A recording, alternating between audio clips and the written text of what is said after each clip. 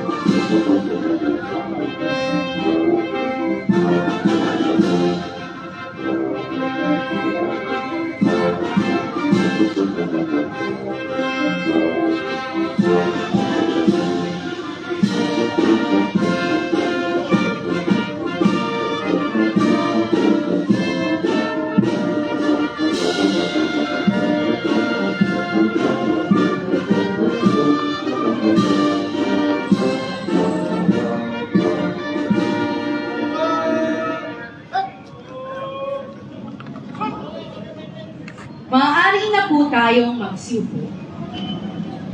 Pinapaalam din po natin ang pagdating ng ating mga konsehala, kagalang-galang Cybel Asilo Bupilan at kagalang-galang Corazon del Mundo.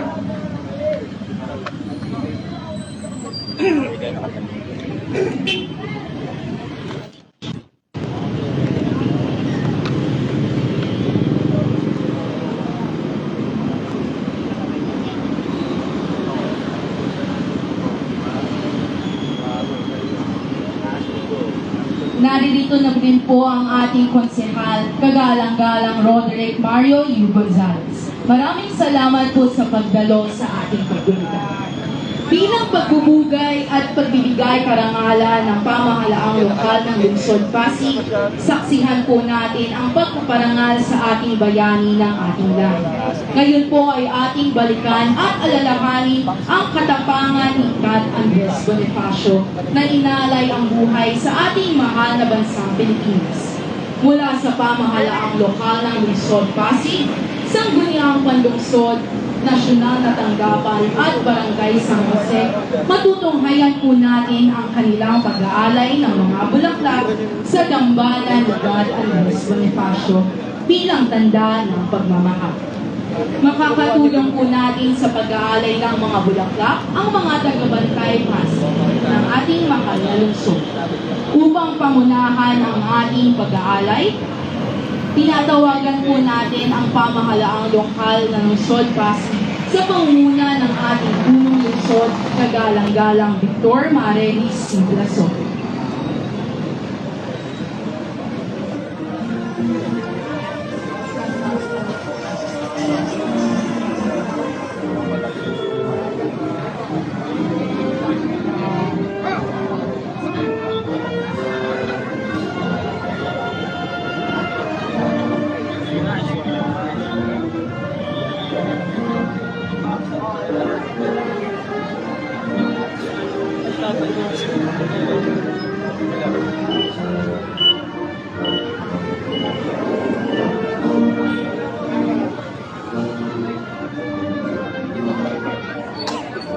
Ito pala yung tawag sa kanya bago dating.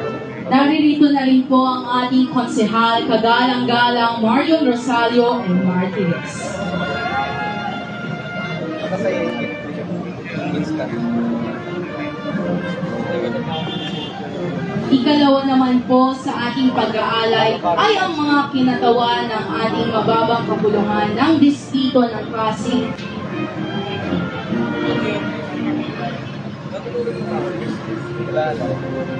Naririto po ang ating pangalawang punong lungsod, kagalang-galang Robert Dodot P. Jewers, kasama ng ating mga kinatawan sa Sangguniang Panlungsod, kagalang-galang Maria Luisa El de Leon, kagalang-galang Raymond Francis Ruscia, kagalang-galang Simon Romulo Tantoco, kagalang-galang Cybel Asilo, kagalang-galang Marion Rosario M. Martinez, kagalang-galang Raimundo, kagalang-galang Simon Gerard Tanto.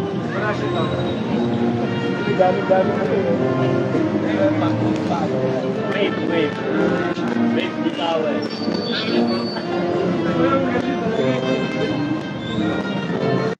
Dito po sa pag-aalay ng bulaklak ang pamahalaang nasyonal sa pangunguna ng ating DILG Pasig Corp at ang PNP Pasig at ang Bureau of Fire Protection.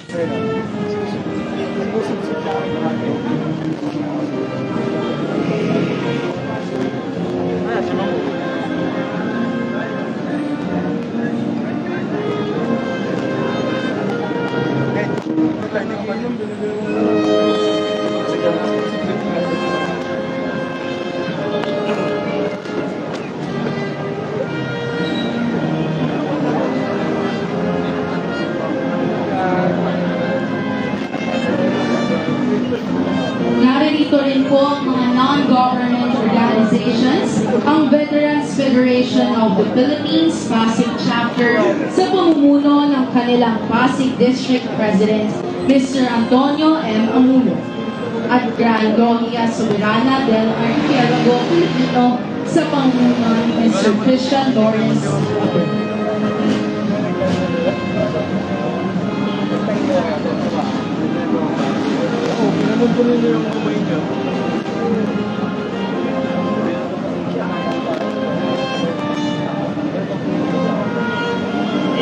Naririto na rin po ang ating konsehal, kagalang-galang Mark Hill M. De Los Santos.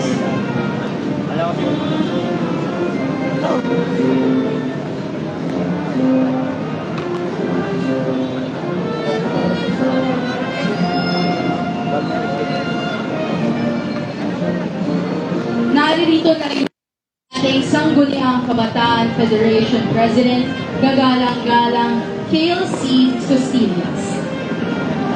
Wala pa. Ibigin niya na ba? Wala pa. Hindi ako ibigin.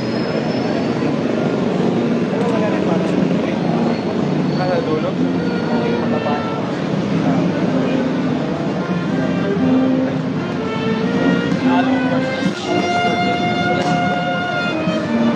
Kasama rin po natin sa pag-aalay ng bulaklak ang Barangay San Jose sa pangunguna ni Cap Noel de la Cruz at ang konserbo nito.